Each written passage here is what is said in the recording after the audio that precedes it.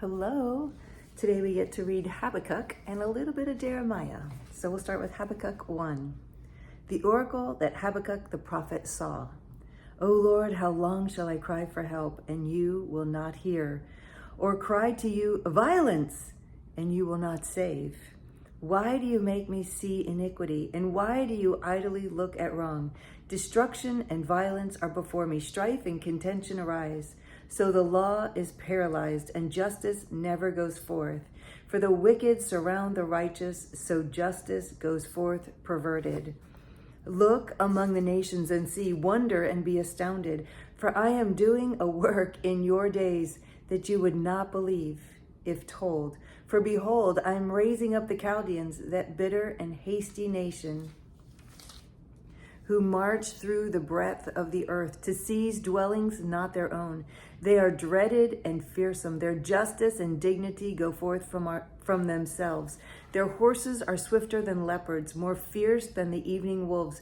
Their horsemen press proudly on. Their horsemen come from afar. They fly like an eagle swift to devour. They all come for violence, all their faces forward. They gather captives like sand. At kings they scoff, and at rulers they laugh. They laugh at every fortress, for they pile up earth and take it. Then they sweep by like the wind and go on, guilty men whose own might is their God. Are you not from everlasting, O Lord my God, my Holy One? We shall not die. O Lord, you have ordained them as a judgment, and you, O Rock, have established them for reproof.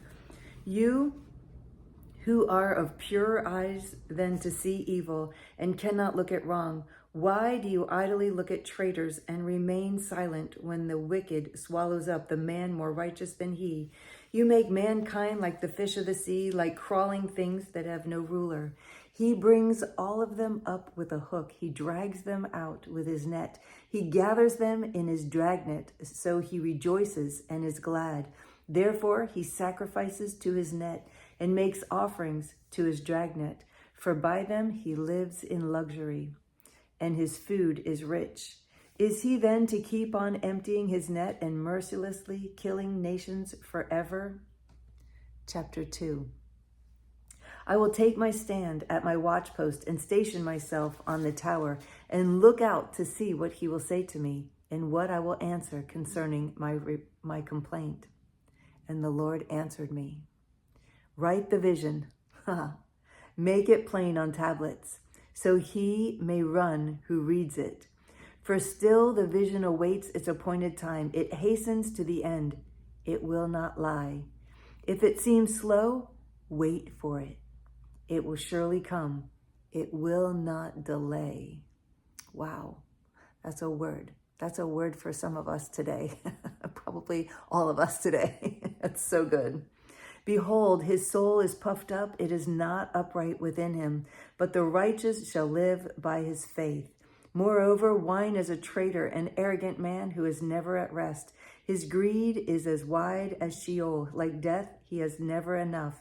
He gathers for himself all nations and collects as his own all peoples. Shall not all these take up their taunt against him with scoffing and riddles for him and say, woe to him who heaps up what is not his own? For how long? And loads himself with pledges. Will not your debtors suddenly arise, and those awake who will make you tremble? Then you will be spoil for them, because you have plundered many nations. All the remnant of the people shall plunder you, for the blood of man and violence to the earth, to cities and all who dwell in them. Woe to him who gets evil gain for his house, to set his nest on high, to be safe from the reach of harm. You have devised shame for your house by cutting off many peoples. You have forfeited your life. Yet I will quietly wait for the day of trouble to come upon people who invade us.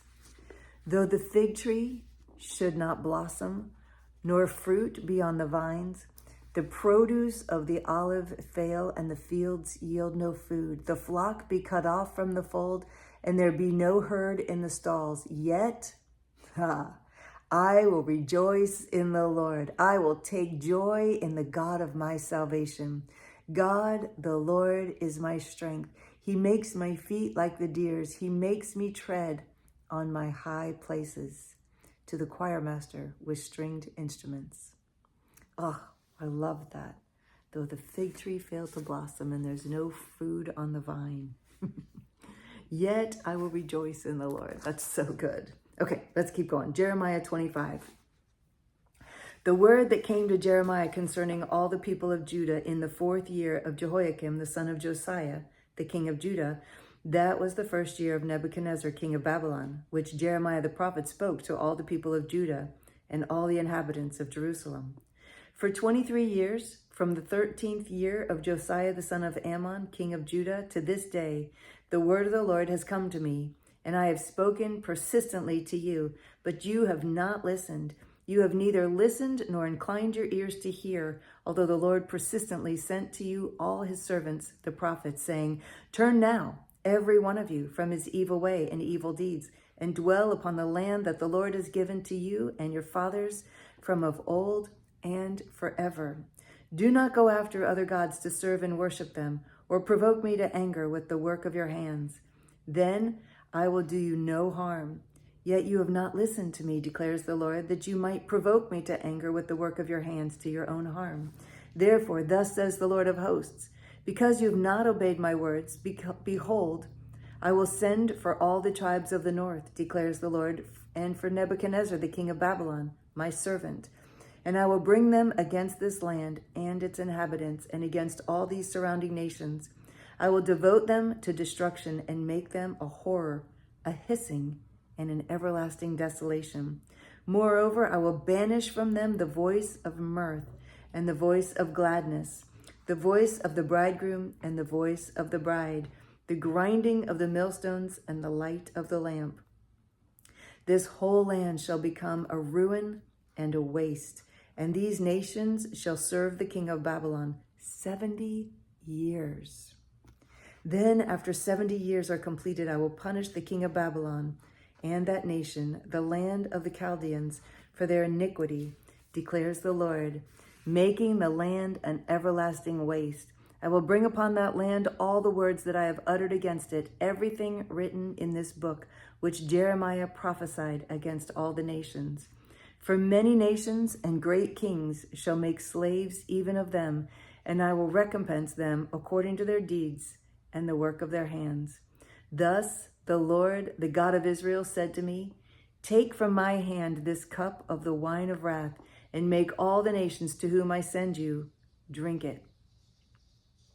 They shall drink and stagger and be crazed because of the sword that I am sending among them. So I took the cup from the Lord's hand and made all the nations to whom the Lord sent me drink it. Jerusalem and the cities of Judah, its kings and officials, to make them a desolation and a waste, a hissing and a curse, as at this day.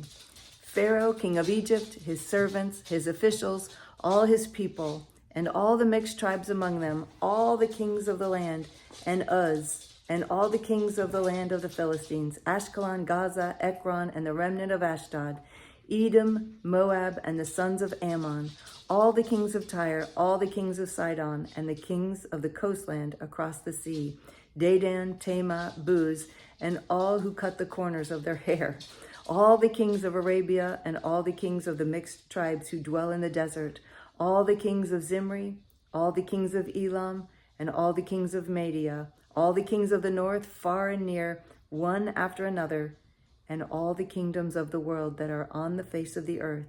And after them, the king of Babylon shall drink. Then you shall say to them, Thus says the Lord of hosts, the God of Israel, Drink, be drunk, and vomit. Fall and rise no more because of the sword that I am sending among you. And if they refuse to accept the cup from your hand to drink, then you shall say to them, Thus says the Lord of hosts, you must drink. For behold, I begin to work disaster at the city that is called by my name. And shall you go unpunished?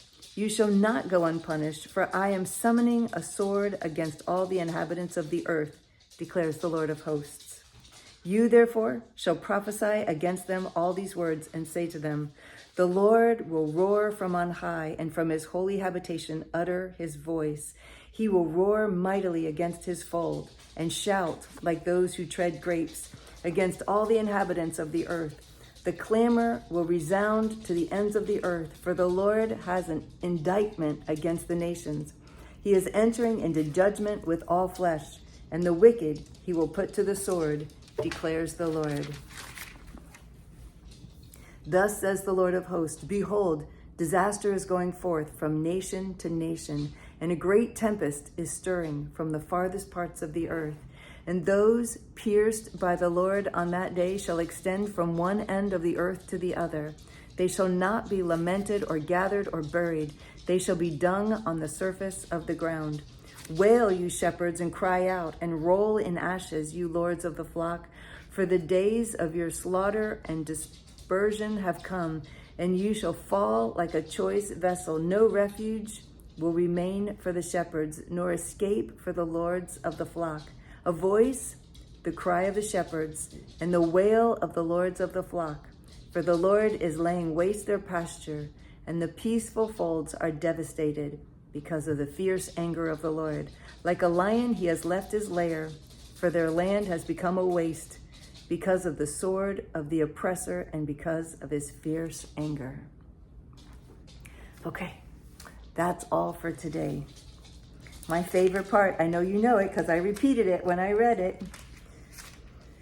Though the fig tree failed to blossom and the fruit,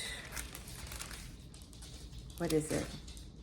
Though the fig tree shall not blossom, nor fruit be on the vines, the produce of the olive fail, and the fields yield no food, the flock be cut off from the folds, and there be no herd in the stalls, yet I will rejoice in the Lord. I will take joy in the God of my salvation. God, the Lord, is my strength. He makes my feet like the deer's. He makes me tread on my high places. And that is Habakkuk 3:17 through 19. So good. So good. It's worthy to meditate on. So much fun. I love reading with you. Thank you for joining me every day, and today especially. I look forward to reading with you again tomorrow. I love you.